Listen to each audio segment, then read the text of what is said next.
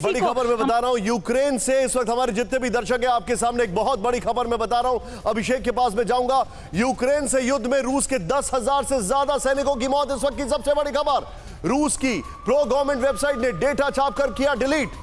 Shorts के साथ, युद्ध में रूस के 16,000 से ज्यादा सैनिक घायल हुए हैं। एक महीने के अंदर रूस के लिए युद्ध में सबसे बड़ी क्षति है ये। डेली मेल की रिपोर्ट से हुआ सनसनीखेज खुलासा। मैं एक बार फिर से फुल फ्रेम पर आपको यह ब्रेकिंग बताना चाहूंगा। यह बहुत बड़ी खबर है। यूक्रेन से युद्ध में रूस के 10,000 से ज्यादा सैनिकों की मौत हुई है। रूस की प्रो गवर्नमेंट वेबसाइट ने डेटा छापकर किया डिलीट। युद्ध में रूस के 16,000 से ज्यादा सैनिक घायल हुए हैं। एक महीने के अंदर रूस के लिए युद्ध में यह सबसे बड़ी क्षति है।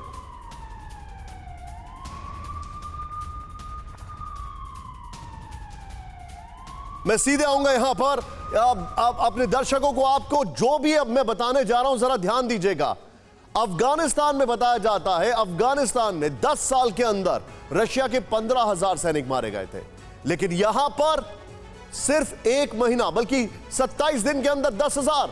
जरा ध्यान से देखें, रूस के मारे गए 10,000 सैनिक। हमारे पास जो इंफॉर्मेशन है ये यहां पर एक अलग इमेज आ रही है। राहुल, मैं चाहूंगा सिर्फ इस ब्लॉक पे जूम इन करें। रूस ने यूक्रेन से जंग के बीच पहली बार माना कि उसके 10,000 सैनिक मारे गए हैं। जूम इन करें इसको यहां पर, नेक्स्ट चेंज करें इसको बड़ा तेजी से। रूसी सैनिकों की मौत के आंकड़े को सरकार समर्थित वेबसाइट ने डाला, लेकिन कुछ देर में हटा भी लिया गया। नेक्स्ट चेंज करें। यह बहुत इंपॉर्टेंट फैक्ट मैं आपको बता रहा हूं। ऐसा कहा जा रहा है कि इस वेबसाइट में यूक्रेन समर्थक कर्मचारी ने आंकड़े पोस्ट कर दिए, यानी लीक हो गया। नेक्स्ट, पूरा नीचे तक दिखाया, थोड़ा सा पुल आउट करें इसको यहां पर। 2 मार्च तक रूस ने माना था कि जंग में उसके सिर्फ 498 सैनिक मारे गए हैं। यह भी इंफॉर्मेशन है। नेक्स्ट चेंज करें। यूक्रेन का दावा 15,000 रूसी सैनिक मारे गए, जबकि अमेरिका ने 7,000 की मौत का अंदाजा लगाया था। वो उनका अंदाजा था। नेक्स्ट चेंज करें। क्रेमलिन ने सोचा था कि यह जंग कुछ दिनों में खत्म हो जाएगी, लेकिन 27वें दिन भी रूस और यूक्रेन में जंग जारी है। अब जो आप हमारे दर्शक देखने जा रहे हैं, जरा ध्यान से देखिएगा। बहुत तेजी से मैं आपको बता रहा हूं कुछ फैक्ट्स। सीधे प्ले ऑन करें राहुल, ये बहुत बड़ा फैक्ट है। अब आप इसको कंपैरिजन से देखें ध्यान से, फुल फ्रेम पे वॉल को रखिएगा। सेकेंड चेचन वॉर जो है, मैं आपको करेक्ट करना चाहूंगा, ये फर्स्ट चेचन वॉर है, लेकिन सेकेंड चेचन वॉर की डेट अलग होनी चाहिए। वो 1999 की बात हो रही है। I am sorry, I stand corrected. 8,000 से 40,000 रूसी सैनिकों की मौत हुई। सेकेंड चेचन वॉर, ये फर्स्ट चेचन वॉर की डेट है। I am sorry for that. Iraq war 2003 से 2011, 4,576 अमेरिकी सैनिकों की मौत हुई है। नेक्स्ट चेंज करें इसको यहां पर। अफगानिस्तान वॉर 2001 से 2021, 2,432 अमेरिका सैनिकों की मौत हुई है। वियतनाम वॉर 1961 से 75, 58,000 से ज्यादा अमेरिकन सैनिकों की मौत हुई है। नेक्स्ट चेंज करें। साउथ कोरिया वॉर, जिसको कोरियन पेनिनसुला वॉर कहते हैं, 1950 से 1953, जिसमें करीब 10 लाख लोग मारे गए थे ऐसा बताया जाता है। इसमें 36,000 से ज्यादा अमेरिकन सोल्जर्स की मौत हुई है। नेक्स्ट चेंज करें इसको यहां पर।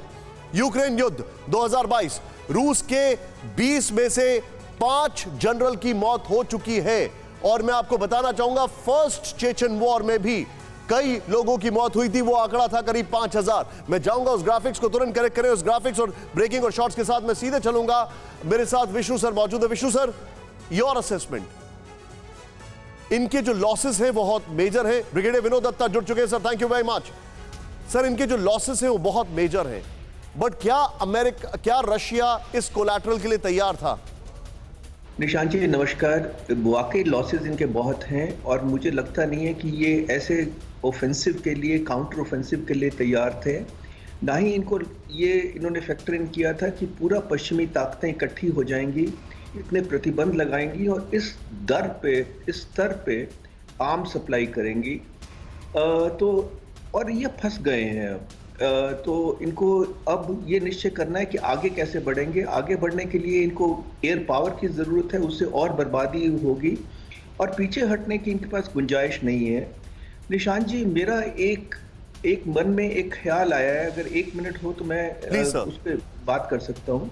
देखिए, बाइडेन साहब की क्या पॉलिसी थी। बाइडेन साहब का ऑब्जेक्टिव यह था कि रशिया को कमज़ोर किया जाए, रशिया और यूरोप के बीच में दरार डाली जाए। अच्छा, ये सब सफल हो गया है। बाइडेन साहब शी जिनपिंग से बात कर रहे हैं, पोलैंड जा रहे हैं। अगर बाइडेन साहब इतिहास बनाना चाहते हैं और एक बड़े लीडर के तौर पे बनना चाहते हैं, तो अगर वो पुतिन से बात करके युद्ध विराम की बात करें और सिर्फ ये कंसीड कर दें कि यूक्रेन नेटो का पार्ट नहीं होगा, तो क्या पुतिन मान जाएंगे? इस वक्त पुतिन को एक थोड़ी सपोर्ट की ज़रूरत है और वो पहले ही कमज़ोर पड़ गए हैं। तो अगर ये होता है, जिसकी उम्मीद कम है, पर अगर ये होता है तो अमेरिका के सब लक्ष्य प्राप्त हो जाएंगे और तबाही और बर्बादी बच जाएगी। परवाह देश की, सोमवार से शुक्रवार रात 10 बजे TV9 भारतवर्ष पर।